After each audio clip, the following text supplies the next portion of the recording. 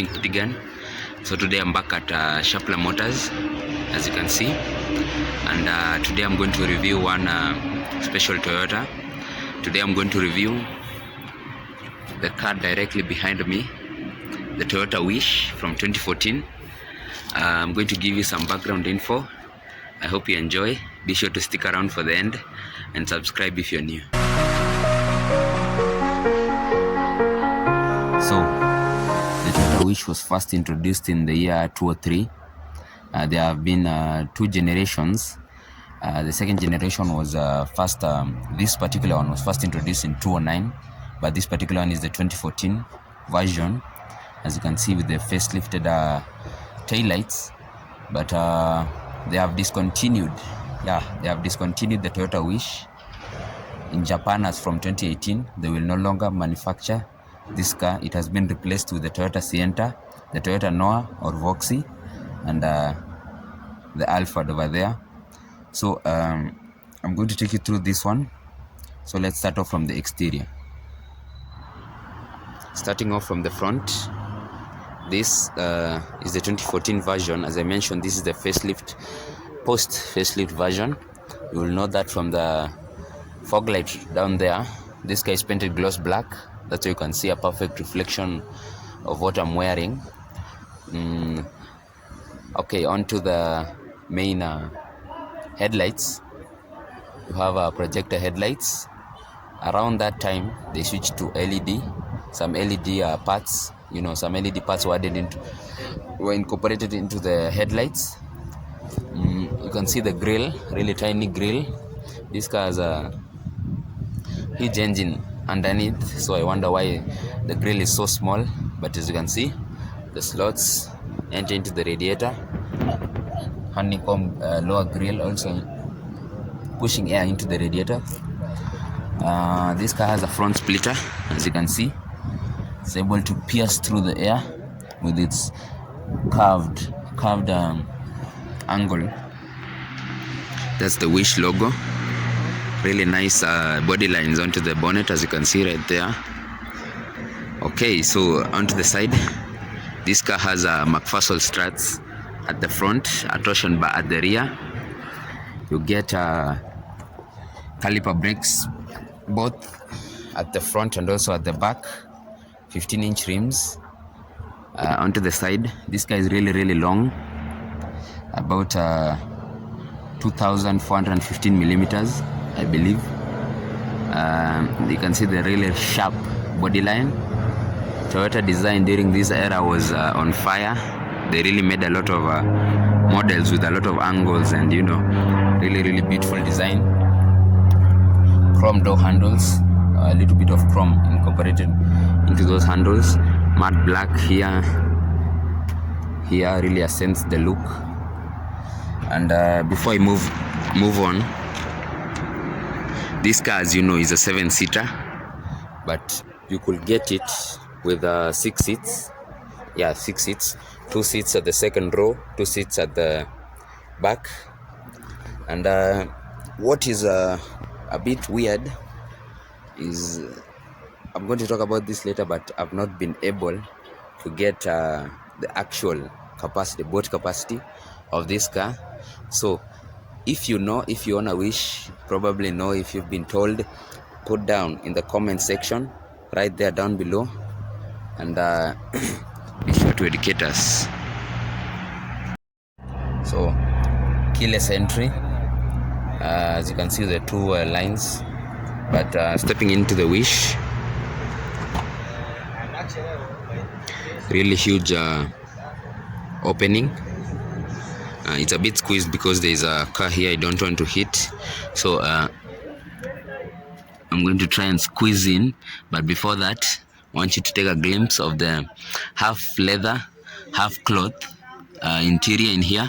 All the seats are half leather and half cloth, so you get some premium. And I'm sorry I didn't mention this. This car comes in 4 trims. You can get the X, G, XGA, and S trims. And this particular one is the S trim. So it's the 1.8S. Yeah, I mentioned the engine capacity, but that's for later. Starting off from the door card, you have a mix of materials here. This cloth material, really soft. You can rest your arm there. You have this piano black trim piece here. Really adds some je ne sais quoi. Really makes this interior, feel premium in here. You have chrome door handles, a really huge door bin under here. I'm sorry about the sun. Okay, so I'm gonna lock this. Yeah. Okay, so your steering wheel. During this era, you could get majority with a multifunctional steering wheel. This particular did not have that option in, but what is cool is you have those paddle shifters. That brings me on to the Gearbox 7-speed CVTi Sport Shiftmatic with a sport function. You also get some more piano black finishing around the gearbox housing or around that selector. So this is how you control your air conditioning. A little bit quirky, but interesting. You have your aftermarket infotainment system, your economical driving mode. So thanks to Brian. So at the back here, and I forgot to mention that you don't get a central armrest. You have each individual armrest attached to each seat at the front, but in your center console you have some extra storage space underneath there.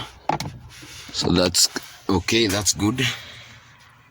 So at the back, 3 people will sit very comfortably because there's no hump.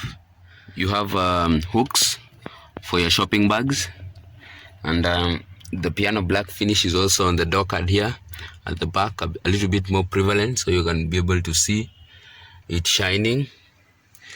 I'm sat back left, and I have tons of room, as you can see, tons of headroom.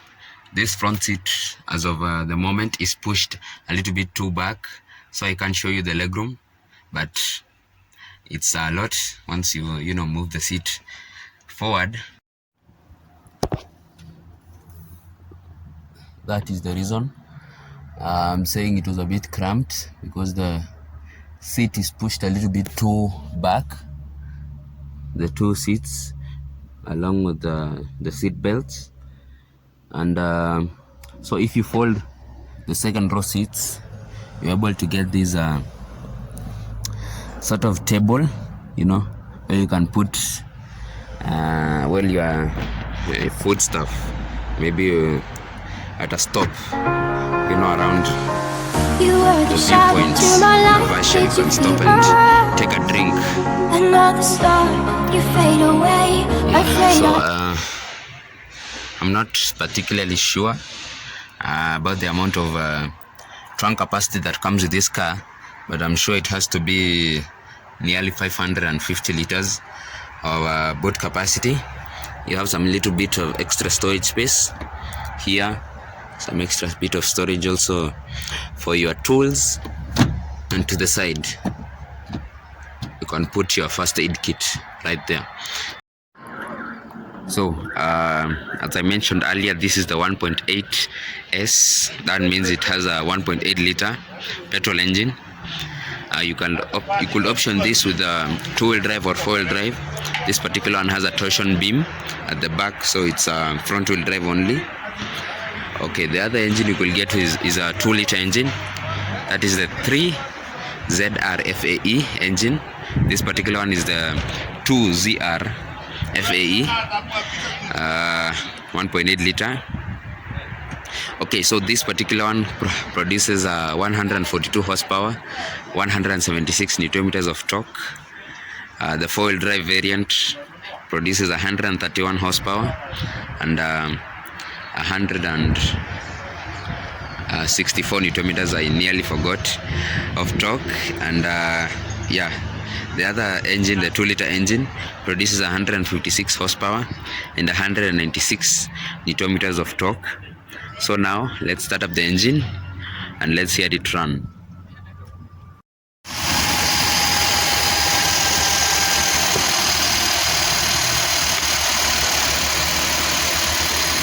That's a little bit of belt noise, but as you can hear, really silent, really quiet. So this car has only 56,000 kilometers, really fresh into the market. So today's video is of